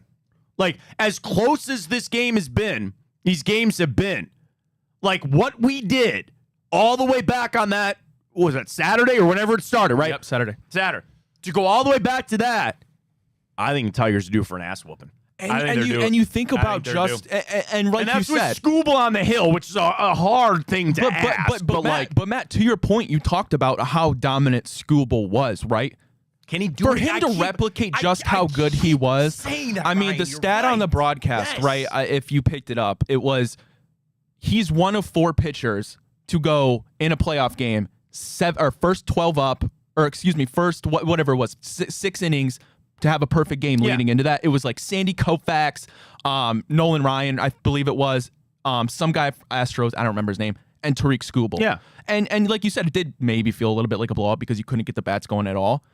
But he can't do that again, can he? I keep saying that. I kept saying that in the Astros series. I kept saying that against. There's no way he can do this again, right? And here we are. So I'm going to ask him again. And again, the shadow part of it, they've seen him now. What you're going to do to scrap and get it. And the thing is, I get where the Tigers are coming from. Let's flip to be Detroit fans for just a second, right? They're going to come into this and say, Skubal's going to shut them down. We just got to score a couple of runs. That's it. Could you imagine if you get that first run on the board? Could you imagine if you start to get Skubal's pitch count up? Yeah. Now, they'll throw him out there until his arm falls off. You know, if he's dancing and he's getting walks, but then they're getting double plays or they're whatever, they'll pitch him till his arm falls off if they need to. But that's where Detroit is coming in about if he shuts him down, that'll be fine. You already shut him down once. Did you get that first run? You start to show him, hey, man, we're on today. We're seeing that baseball, and we're hitting right back up the middle. That's how it's going to go. All right, speaking of how it's going to go, what do you want to do? You want to do picks? You want to do the grid's kind of moot because we didn't do it yesterday. But we could say Monday will be the... I'd rather just start a fresh week Monday. You know what I mean? Well, we were perfect this week. We were. We're just going to throw away a perfect week? Do you want to do grid and Wordle 2 for 2? Sure. Want to do that? Yeah. Go. All right. Well, you want to know why? Because we can't do yesterday's. Because I did yesterday's on my own. Oh, did you? Just screwing around. All right. Well, like we can't throw away a perfect week. Like we're on it. We're on it. It's good mo for the guards. Right. Good mo for the guards. Maybe. What if we do baseball? What if we do a little bit of football? Look at that. We suck at. Well, baseball is usually better than like basketball. I feel like we hit. All right. Let's get this one done. Let's get this one. And go from there. Go. All right, 10+ sacks in a season, Green Bay Packers. Clay Matthews or Reggie White. Yeah. Okay. So I'm assuming it had to be with the Buccaneers when he got the 10 sacks in that season. Yeah. Right? Is that how it works? I'm assuming, but then you could just go Shaq Barrett, right? You think he got 10 in a season? I can't think of another legacy type of pass for, unless you go. Like, so for instance, Ndamukong Suh, but did he have to get those 10 sacks when he played for the Buccaneers? I don't know. I don't Well, think he do this. did. Click off of that. Click off what you're doing. Hover over the 10 sack. It'll tell you. Click on that. When paired with a team, 10 sacks must be achieved with that team in a single season. Oh, okay. So it looks like it's gotta be with the Buccaneers. It's got to be Shaq Barrett, right? Didn't he lead the league in sacks one year? As a linebacker? I think so. I mean, he's an outside. He's like TJ Sure. Watt. He's like an outside linebacker. I gotta say, I gotta type Shaquille. I obviously. Right? All right. Okay, good. That's what I thought. Max. Yeah. All right. All right. MVS. Yep. Marquez Valdez-Scantling. Where is he, by the way? Is he still there? Is he still in Kansas City? Where the hell happened to him? No, he Kind of fell off there, did he not? I'm not sure where he bit? is. Yeah, I don't know where he went. All right. Buccaneers, Chiefs. What is screaming at me for this one? I wanted to say Jared Allen, but there's something screaming here. It's not John Lynch, is it? No, he was Tampa, but then he went to San Francisco, and then he finished things out with the Patriots. I don't know. We'll come back to that one. There's something stinking about that one, though. I don't know what it is. All right, just run through the Jets. Ryan Fitzpatrick's got to work for one of those. That would probably be the one, right? Yeah. He played for the Jets 100%, right? Yeah. Right? That's what I thought. Jets, Green Bay. Brett Favre. Aaron Rodgers or Randall Cobb. Oh, yeah. Or those guys, too. Or Brett Favre. Yeah, that works, too. Jets, Raiders. Okay.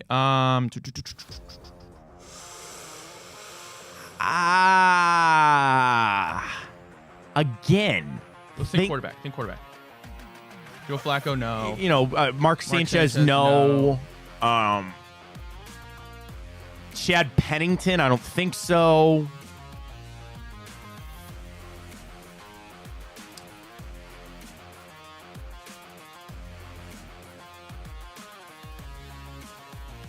I don't know. Quarterback's not.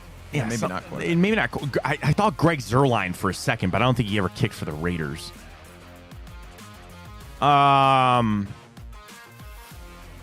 Raiders, Jets. And again, I feel like there's like a real legacy. I don't think Kenny Stabler ever went to the Jets. Like Charles Woodson didn't. I wanted to say Ty Law for some reason, but I don't think that's right. Did Darrelle Revis ever play for the Raiders? No. Nnamdi Asamoah was there, but then he went to Philly. We were talking about those guys the other day. Charles Woodson never played for the Jets? No. Jerry Rice never played for the Jets. I thought about Brandon Marshall for a second, but I don't think he ever played for the Raiders. Remember him on the Raiders? I don't remember him on the Raiders either. Devontae Adams soon? Yeah. Can we do that? Yeah. Just give us that pass for right now. All right, can we think of Kansas City Raiders? All right, Kansas City Raiders. That I keep thinking running back. Like I know it's not Marshawn Lynch. Sure. Oh my God. Like not Jamal Charles. There's somebody else. There's a running back with Kansas City that I keep thinking of. He was like LaDainian Tomlin. He was like a stocky guy. Wasn't Darren Sproles. That might, but I don't think he ever played for the Raiders.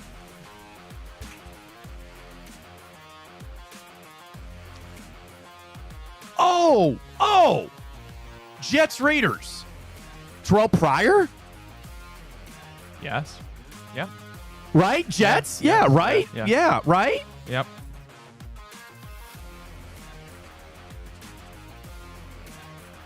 LL. E. There you go. Thank you. Nice. Nice. All right, nice. Okay, nice. Yeah, nice. Okay. Kansas City, Tampa. How can we not think of one?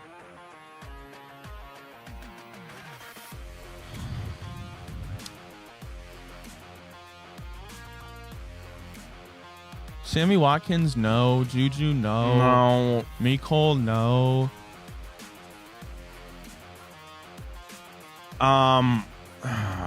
Alex Smith, no. No. Nick Foles, did he play for the Buccaneers? Maybe. I don't think Mike Glennon ever played in Kansas City. I mean, hold on to Nick Foles, but Devin Hester, I don't think so.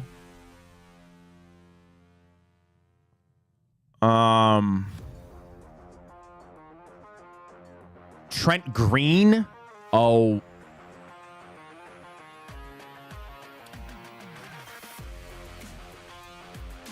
Did we not do Trent Green one time for Kansas City Raiders? Do you remember that? I remember that. Then maybe.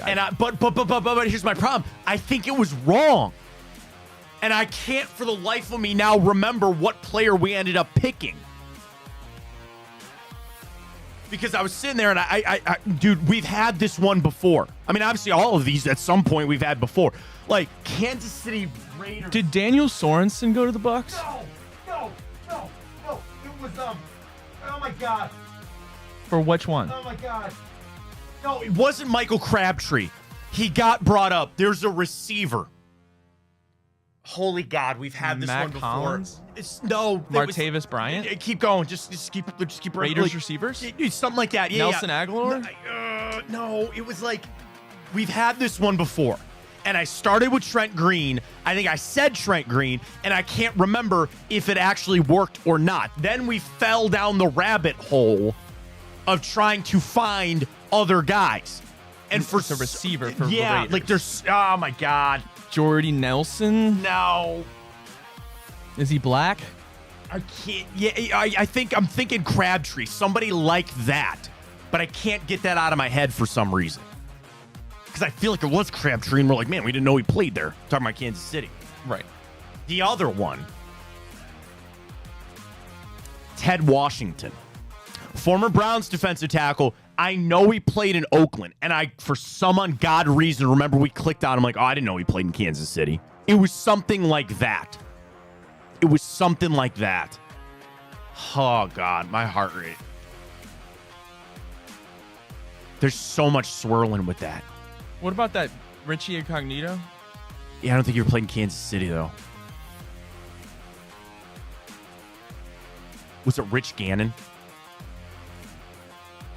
Obviously played for the Raiders. I know.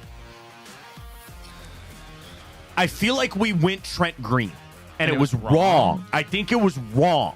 And then when we clicked on it, there was something like that where we were just like, damn, we forgot about that. It was obscure. It wasn't an easy one, but it was one that we should have gotten, you know? Doug Martin? No, he never went to Kansas City. He works for Bucs Raiders, but we don't need that one.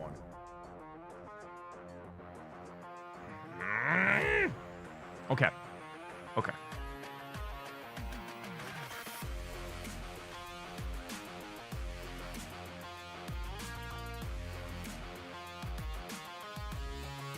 Cam Irving. Bucs Chiefs. Cam Irving? Cam Irving. E. That's probably Cam. Yeah. Who said it so confidently? I thought it was, man.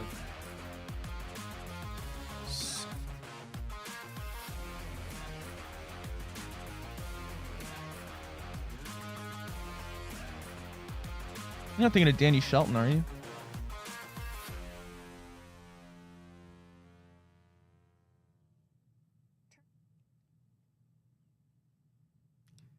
Type in Danny Shelton. Is that what you're thinking of? Son of a gun. Type in Dan Shelton. Oh, it didn't work either.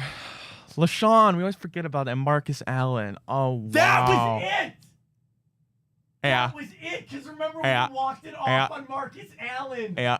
That's exactly what it was. Yeah. No. Yeah. Yeah. Yep. No, it's Yep. exactly what it was. Yep. Oh, my God. Josh Freeman, Darrell Revis. What would Darrell? Didn't I say Darrell Williams? Yeah, but I don't know what he would have worked for. Rich Gannon. Yeah. I knew Rich Gannon would have worked for one. Ah, son of a gun. Rich Gannon, Raider. And we already used Wordle, didn't we? On Monday. This week we didn't. Yep, he works Chiefs Raiders. I said it too. I said it. I knew it. But yeah, Marcus Allen, because remember we did it and we walked exactly off on who it Marcus was. Allen. Exactly what. Ah! Pain. Mike tweets. You tweeted last time. It's Marcus Allen. God, we're stupid. God. Well, that means it's a good weekend for picks. Does that not how it goes? Let's go around the league NFL. Week 6.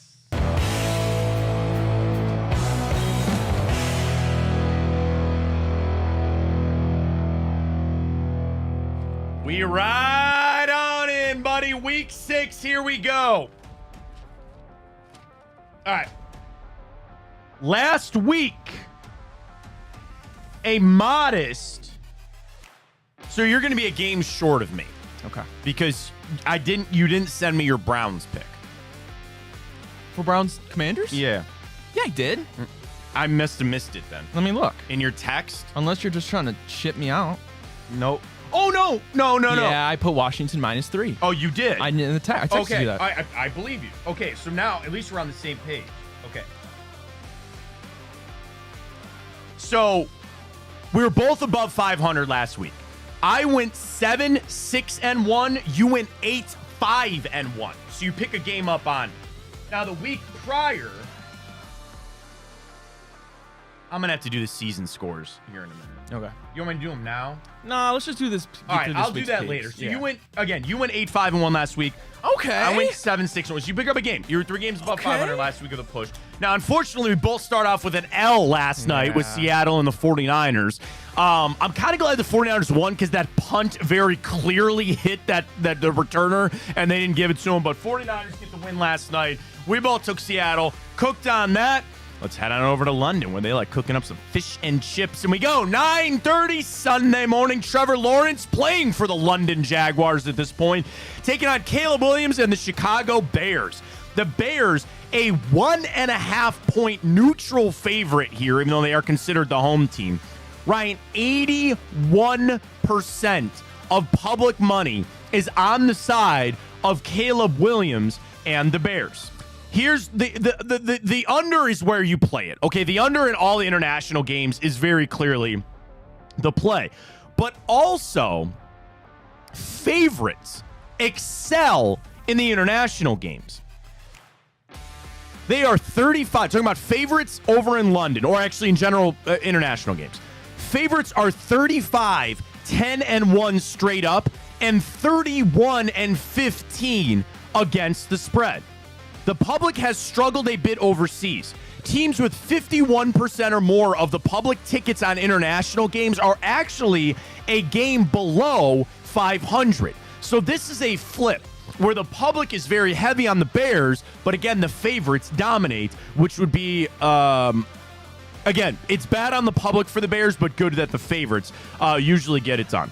Caleb Williams will be the 6th rookie quarterback to start an international series game in the first since 2021. Those 5 prior quarterbacks are 0-5 and 0-5 against the spread, with 4 of those 5 quarterbacks losing by more than 14 points. So rookie quarterbacks in international games don't do it. Do you want the list of the other 5 rookies to start an international game? Let's do it. 2012, Derek Carr, Raiders versus Miami, lost 38-14. 2014, Blake Bortles, Jags, face Dallas, they lose 31-17. 2017, DeShone Kizer and the Cleveland Browns fall to Minnesota 33-16. 2019, Gardner Minshew and the Jags fall to Houston 26-3. And most recently, Zach Wilson and the Jets lost to Atlanta in 2021 27-20. That was the closest game of all of them. Yeah. So it tells you The rookies have not been good.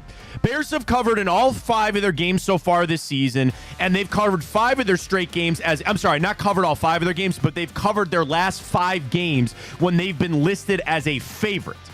Caleb Williams starting his career 3-2 straight up and 4-1 against the spread. He has covered all 3 games this year that they have been favorites. You flip it over for the Jags. Of course, a staple in London. This will be Jacksonville's 12th game overseas. They are 6-5 straight up and also 6-5 against the spread. Jacksonville is closed as the favorite overseas 4 times. They're just 2-2 in those games. So that tells you they're a little bit better when they're the dog overseas. 3 of those 4 games when they are the dog, they've won 3 of those 4, going 2-0 against the spread and straight up last season in consecutive weeks in London for the first time. Jags got their first win of the season later. Teams that get their first win in week 6 or later, week 6 or later, coming off their first win of the season, only win 35% of their next game. So the whole point of that is, when you win your first game that late in the season, you're not apt to go for 2 in a row at this point. Trevor Lawrence in his career is just 8-20 straight up and 13-15 against the spread on the road. He is 12-9 against the spread in his career following a win. I don't want to give you Doug Peterson stats. That's where we're at. It is Bears 1.5 over in London. I'm going to go with my gut here. You know where I'm going. I'm going to take Jacksonville. Oh, that's a shock. It's basically a home game for them. I'm going to ride this rookies don't play well in London trend. Give me Jacksonville plus the 1.5. Right. I'll roll with you in history. Wow. You like that very much. All right, next up, 1 o'clock. What a matchup here. Jaden Daniels, Lamar Jackson. The short 50-mile jaunt up there from Washington to go up to Baltimore. Commies, Ravens. What do we got? It is the Ravens 6.5-point home favorites over Washington. 56-44 public money is on the side of Lamar Jackson. Lamar in his career has faced an NFC team 22 times in his career. Do you want the gaudiest of gaudy statistics?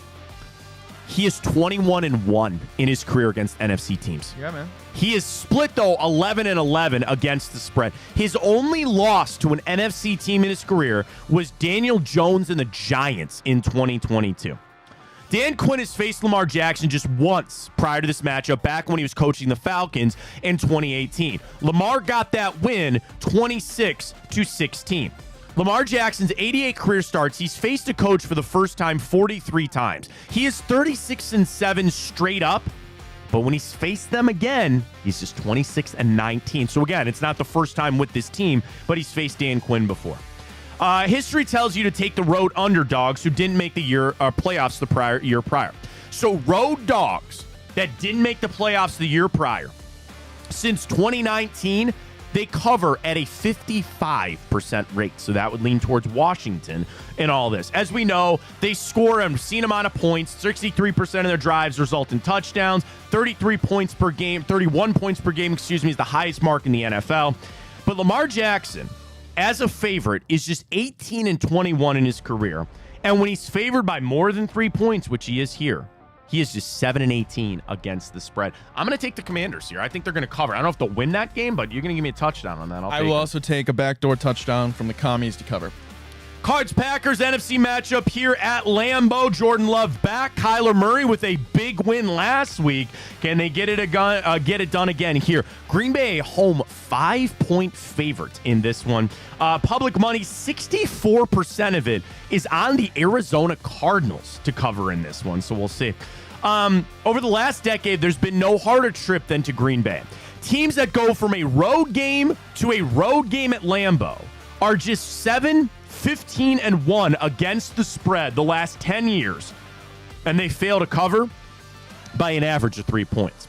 Matt LaFleur, 2-1 straight up and against the spread as dogs this year. They're better as the underdog. They'll be the big favorite here, so we'll see.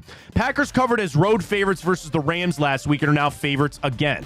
Jordan Love is 3-4 against the spread in his career as a favorite, and he's never covered or won consecutive games as chalk, so something to keep an eye on there. Kyler Murray road unders have been profitable.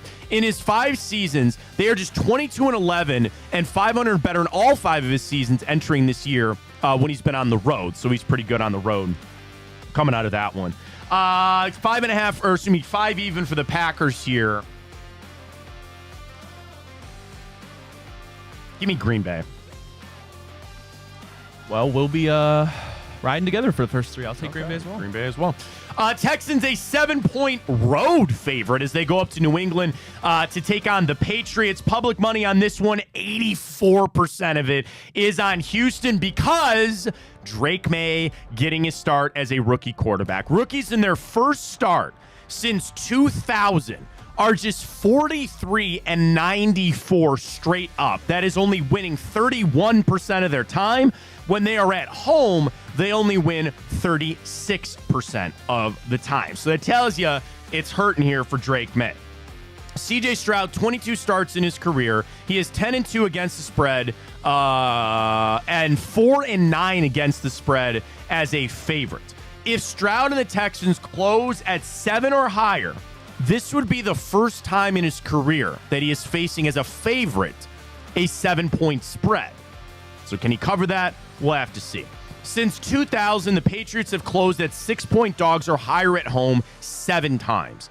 They are 5-1-1 in those games prior. Now, again, some of that is maybe Tom Brady. Some of that is maybe still Belichick. I don't know. We'll have to see. Underdogs of 7 points or more at home within a season. Teams' first 9 games of the season cover at 58% of the time. I think this one is different here. I'm going to take Houston in this one to cover that, and I think they do it easily. Ryan. No Nico Collins, but it's CJ Stroud. Rookie quarterback. Give me Texans. Texans it is.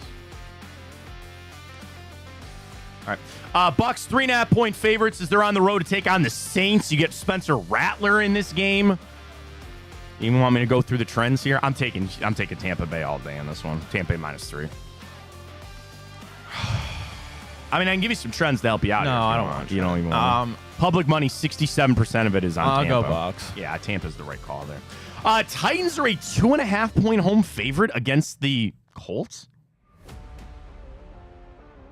Maybe because they don't know who's starting. Anthony Richardson going to come back. Well, they might be out. Jonathan Taylor, Michael Pittman. Pittman's out. Yeah, Pittman ain't and playing. Josh Downs might not be playing. All right. Yeah, you're right. We'll see how it goes. Will Levis has started 4 games where he's had extended prep time. He is 3-1 straight up in all those games. He was listed as an underdog. That normal prep would be more than the 7 days because they played early and then okay, and they have the extra time. Okay. Coming off, or actually, they had the bye. Excuse me. Overall, teams off a bye, 13 days plus a rest, who's facing a team on a normal 7-day cadence, wins 56% of the time. I guess we got to go. You trust the Titans? I don't. Give me the Colts. I mean, how do I bet up against Flacco at this point? Yeah. I'll go Colts. All right, give me the Colts. Can we take a quick break, actually? Yeah. Take a quick break. We'll come back. We'll finish this out. We got to take a break, get back to the Guards, get back to the Browns. Be right back. I'm Garage Beer, and this is Bobby Carpenter. Garage Beer. Beer-flavored beer. Beef with an F? Okay, my bad. It's crisp and cool, and it doesn't taste like ass. I'm Bobby Carpenter. I drink in garages because my wife says I don't belong inside. If you like a cold breeze on your bag, drink Garage Beer. It's American, and so can you. Garage Beer. Beer-flavored beer. Well, how do they know I'm doing this? Did somebody leak this out? It's social media. Oh. It's just, that's the way social media works now. I thought maybe you were just running that yap.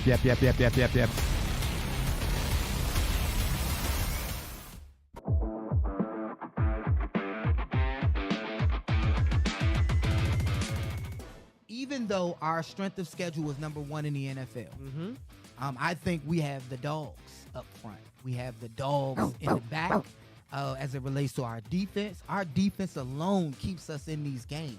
Not even talking about offense.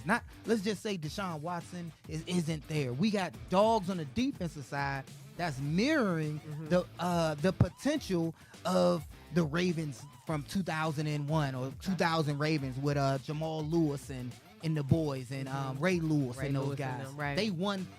Again, no disrespect to Trent Dilfer, but they won without a high-powered offense.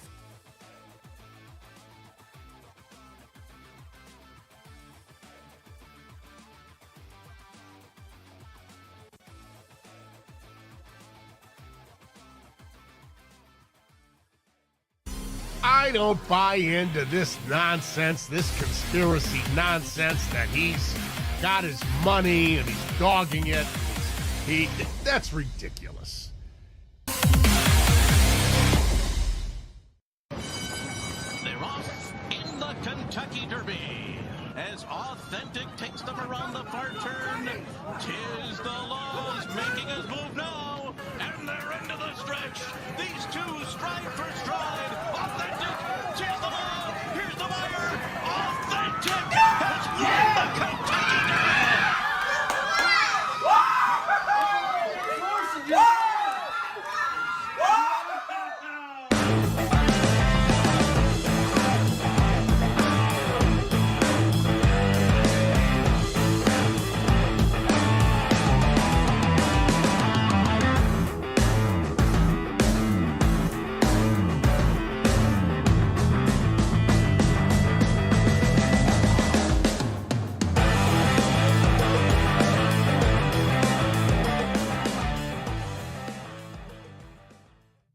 All right, back right at it. That's my fault.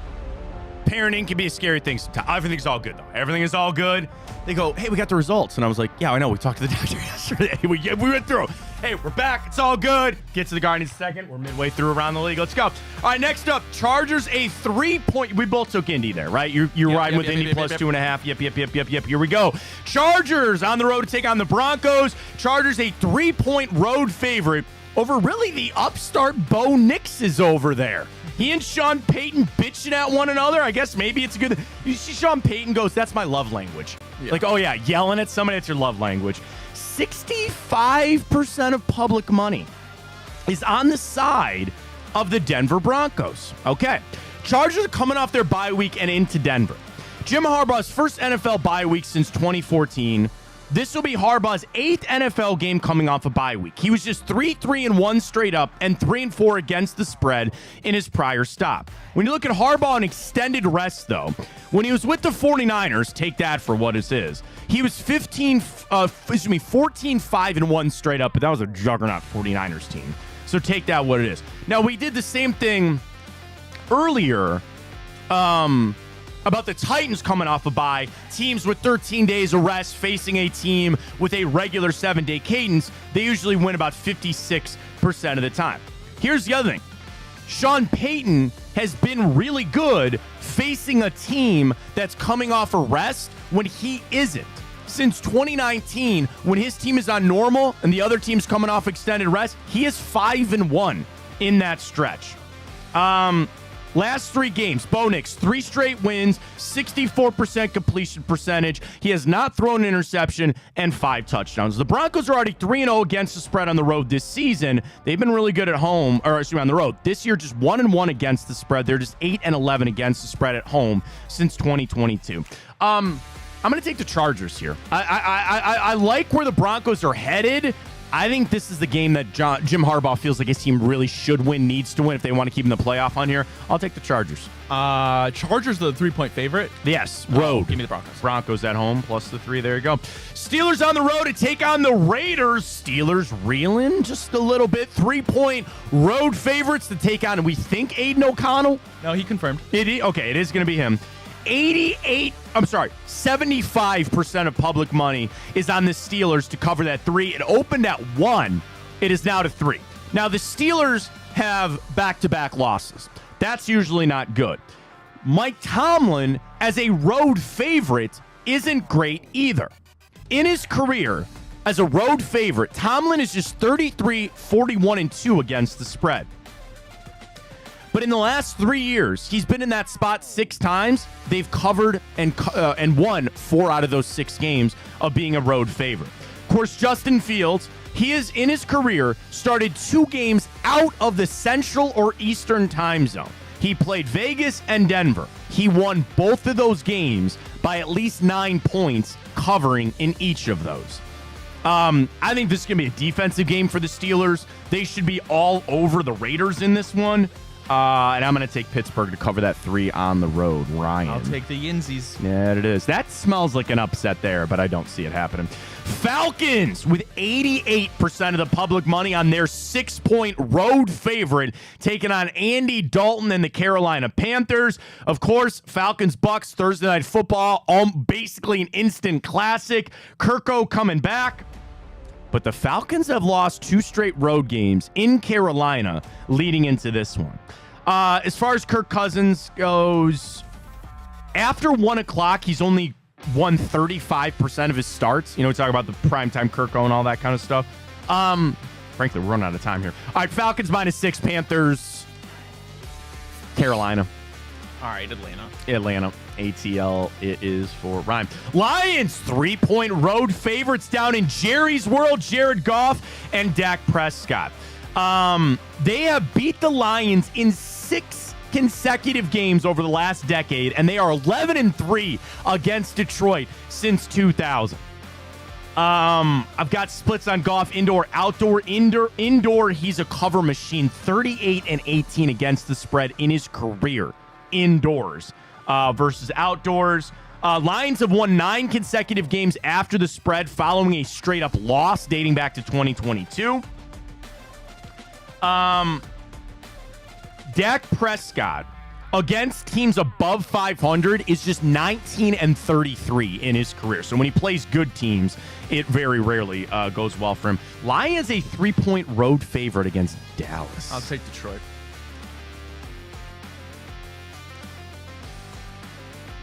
I'm taking Detroit, too. That's the right one to do.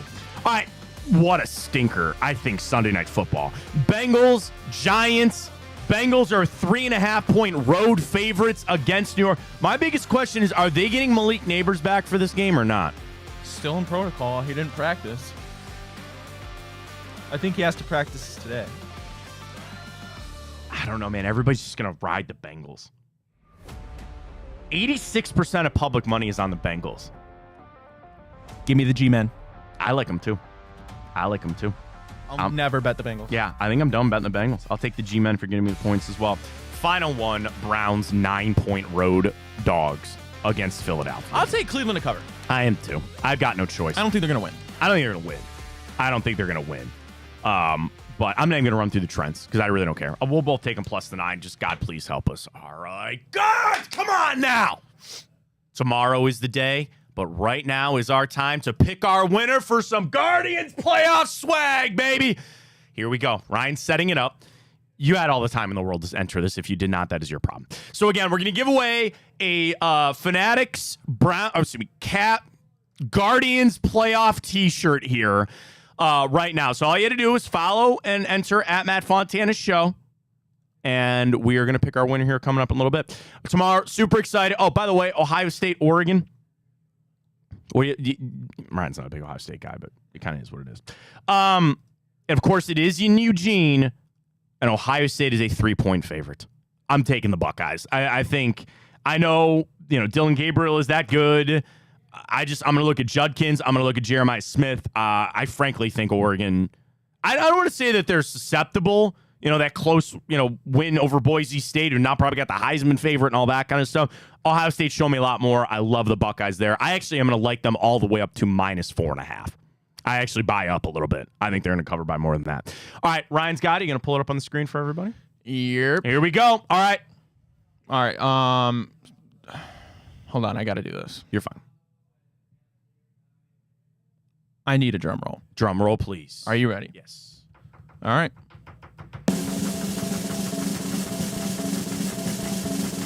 It's going to be you. Mike Babcock. Mike? He's not a former winner, right? I Mike Johnson won last time. No.